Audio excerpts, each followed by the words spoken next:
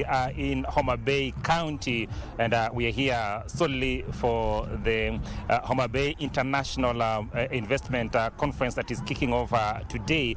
And the person that is expected to officially open this International Investment Conference is the President himself, President William Ruto. And this investment conference has actually been themed unfolding the bay of endless potential, and basically put it is that they're actually trying as much as they can to put this county out there, so that then whoever wants to actually invest in this great county can actually seek those opportunities and eventually, of course, exploit them. But of course, to put us into perspective of exactly what will be happening here for the next 3 days and what we should be expecting from here in Homa Bay County is the CEC of investment, trade investment and cooperatives. Thank you, sir. Thank you. Welcome, and kindly tell us exactly what should we expect in the next 3 days as this conference kicks off. This is a very robust conference, and all the signs that is being seen today, because we are holding this conference in order to unveil all the bankable investment opportunities within Homa Bay County, from leveraging in the blue economy to ICT to agribusiness to fish processing and all our value chains within Homa Bay. We are going to showcase them today in order to attract the investors to Homa Bay County. And right now we have a lot of guests that have come to grace the occasion, but we are still waiting for His Excellency the President to come and officially open this function today.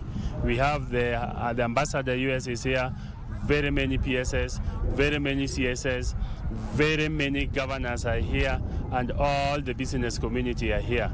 Over 20 investors have already reported here today. Yes. Fantastic. This investment forum has actually been themed the Bay of Endless Potential. Any investor out there looking at this particular investment conference, what will be the low-hanging fruits that they can actually quickly pick as they start to heavily invest into this county?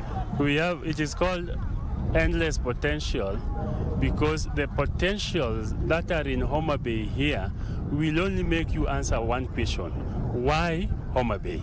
It is Homa Bay and no any other place, because number one, we have 80% of Kenyan Lake Victoria in Homa Bay, and that means we have a sponsor here called Gatsby. Gatsby have done mapping in the entire lake, and already we know which parts of the lake can actually give more returns within Kenya, and that is Homa Bay County. And that is why we want to attract investors in that line. So that tells the investors that anybody who wants to invest in the blue economy, Homa Bay is the best place. Even if you look at our shorelines within Lake Victoria, we have very, very beautiful beaches which can attract even tourism conferencing. All that is what we are showcasing for investors today, so that they come and see the potential in tourism also. And at the same time, we have about 3 value chains. We have very many value chains, but we have 3 major value chains that we want to bank on. Number one is cotton value chain. Previously, we used to do a lot of cottons, but the death of our industries made farmers to lose hope in this industry. So the many farmers that are farming in cotton, their products normally, the raw material normally go to Baringo for processing.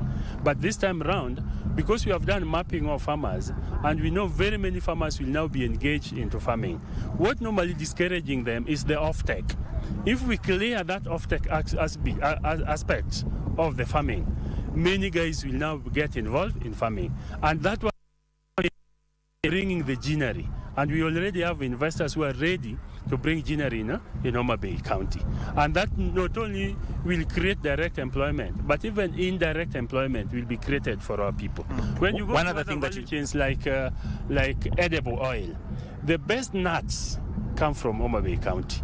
We have sunflower also come from Homa Bay County. We also want to invest in oil palm within Homa Bay County. And all those investors are here to help us stave off of all the negativities that normally comes with this, so that our people pick it very well. So in essence, you're saying it's not about fish in Homa Bay County. There's quite a number of investment areas that people can actually bank in. The question then people will be asking is, do you have the infrastructure to actually ensure that whoever wants to come to Homa Bay County can actually come here quick time and start exploiting those expenses? One of the major factors of production is land. And we have what we call Riwa City. Riwa City, we have a land worth 536 hectares.